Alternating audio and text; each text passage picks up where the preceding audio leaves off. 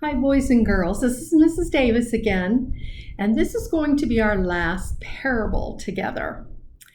This one is one of my third, fourth, fifth grade class's favorite parables because it's actually I'm going to actually do two parables about banquets.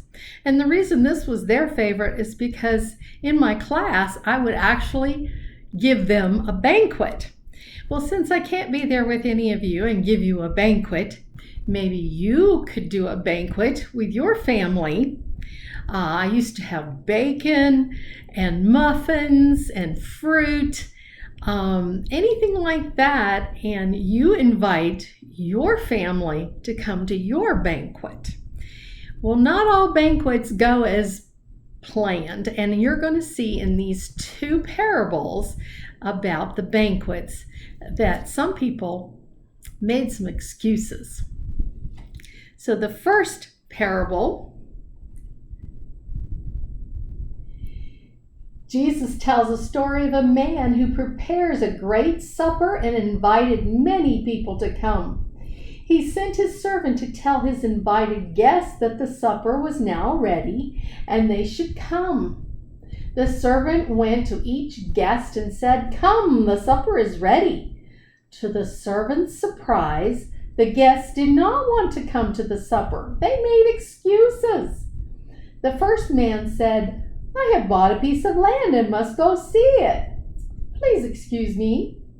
Well, this was only an excuse because surely no one buys land without looking over it first, right? Well, the next man's excuse was equally ridiculous. "I can't come to dinner," he said, "because I bought 5 yoke of oxen and must go try them out." Now, seriously, would a farmer buy oxen without trying them out first? Of course not. Just another excuse.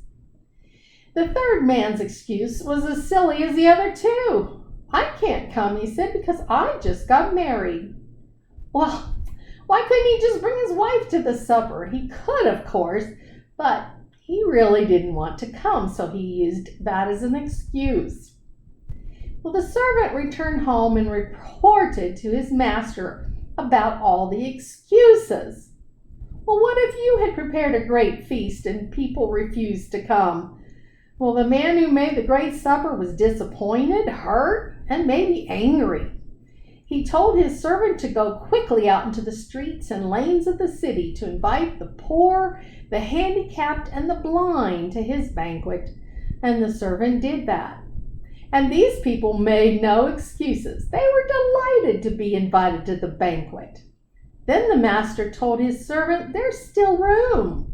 Go out again into the highways and out-of-the-way places to invite more guests so that my house might be filled. None of those I first invited shall taste of my supper." Well, boys and girls, can you guess the spiritual meaning to this parable? The man who prepared the great supper is God. The great supper is fellowship with God now and forever in heaven. His Son came to prepare a place for us in heaven. Many reject Jesus and his message. Today, there are still people who make excuses and say, "I'm too busy for God." Now, the second parable is pretty much the same. This was a parable of the king's wedding feast. Jesus tells another parable about a king who prepared a wedding feast for his son and invited many guests to the wedding feast. He sent his servants to bring the guests to the feast for his son. But those who were invited made light of the invitation and would not come to the wedding. The king sent another servant to tell them the feast was ready and urged them to come. But they ridiculed the king's servant and went on with their daily business. Some of them beat and killed the king's servants. When the king heard this, he ordered his armies to kill those murderers and burn their city. He said to his servants, "The wedding is ready, but those invited were not worthy. Go out into the highways and byways and invite anyone who will come to the marriage feast." Thus the wedding feast had plenty of guests. Well, boys and girls, can you guess the parable who the king represents? Yes, it's God our Father. And the king's son? That represents Jesus. The first invited guests were the Jewish people of Jesus' day who refused to believe on Jesus. Those who were later invited were the poor, the sinners, the Gentiles, and anyone who would believe on Jesus and receive him as their Savior. We are invited to that wedding feast. Let's make sure we accept the feast that Jesus is offering to us. I have an application story today, and this one is called It's a Party, Will You Come? Kevin Sanders was so excited to find a party invitation in the mailbox from his friend Jason. Kevin really wanted to go to his friend's party, but he knew most of the other kids in his class would not go. You see, Jason had an older brother named Michael, and Michael was mentally disabled. Kevin's mother reminded Kevin that all of us are different in one way or another, and no one is perfect.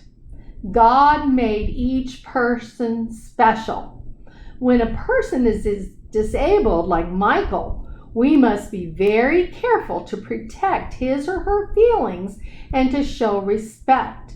It is not right to act as if we are better than others or to hurt them in some way.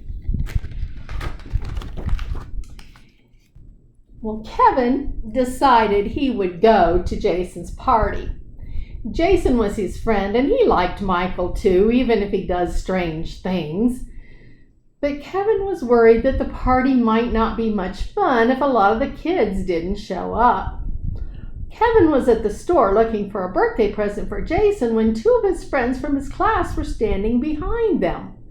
Both of the boys told Kevin that they were not going to Jason's party because of his brother that does dumb things. Well, Kevin's face got hot. He began to see how unfair it was for kids to make fun of Michael.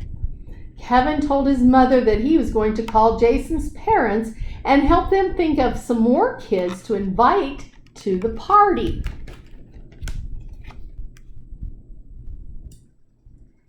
On the day of the party, when Kevin rang the doorbell, Michael answered the door and immediately snatched the gift for Jason out of Kevin's hands. He thought it was for him, but Kevin told him it was for his brother. When they brought in the birthday cake, well, Michael stuck his finger in the icing, smearing the decoration. Jason told him that the cake is for later. Kevin noticed there were a lot of kids from school, the neighborhood, and even Sunday school kids. It was going to be a great party. After a lot of food, games, and fun, it was time to open the presents. Everyone sat in a circle as Jason opened his presents and Michael helped him rip the paper off the boxes. Kevin reached over and handed Michael the gift he had brought and told him to open this one for Jason.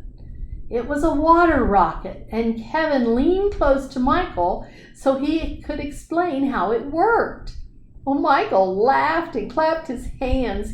He seemed to really like the gift Kevin had given his brother. Soon they went outside, and Michael took Kevin by the hand and wanted him to show him how the rocket worked.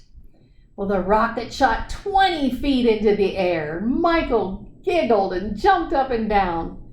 Kevin was having as much fun watching Michael as he was playing with the toy. On his way home, Kevin thought about his friend and realized how much Jason loved his brother. Kevin was proud of himself for choosing to go to the party, one of the best decisions he had ever made.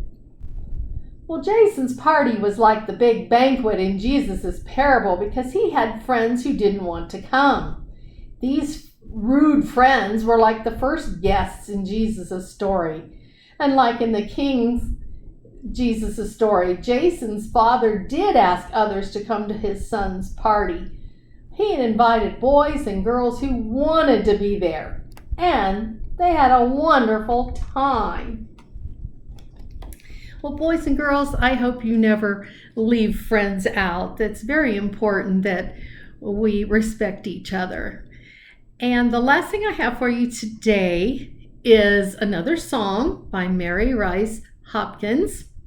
And this one is called The Wedding Feast. And I will play this one for you.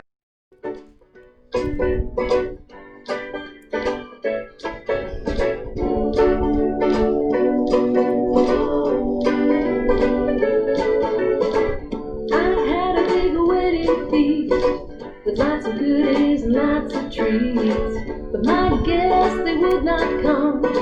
Oh me, oh my, what can be done? They all had excuse to do something more important they needed to do. Wash the carriage, socks the dog, let the chickens out of the barn. So come to my wedding feast. See, there's so much to share. Come to my wedding feast. You gotta wear your best there. Don't let time slip away from you. With all the things that you gotta do, be prepared and ready to sing and dine with the King of Kings. Dine with the King of Kings. So I said I knew the neighborhood, inviting everyone I could. Come on, wedding feast is fit for a queen.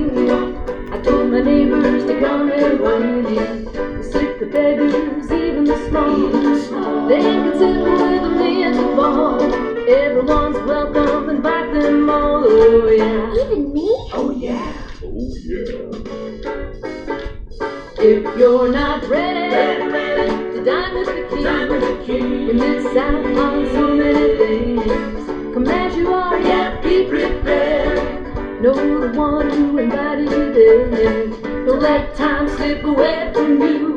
With all the things that you gotta do, forget the carriage and socks to darn. Don't let the chickens out of the barn. Come to my wedding feast.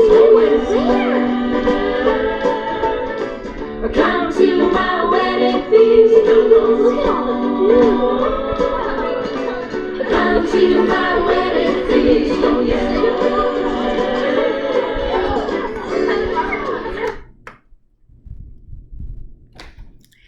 Well, boys and girls, I hope you enjoyed all the parables we had. This was our last parable that I was going to share with you. And this is also going to be the last lesson that I'm going to do online, at least for a while. I'm really hoping we will finally get to be together again soon for classes. We'll wait till this fall, and if we're still not together, I may start the online class again. But for now, this will be my last lesson. So until we can finally meet again, bye-bye.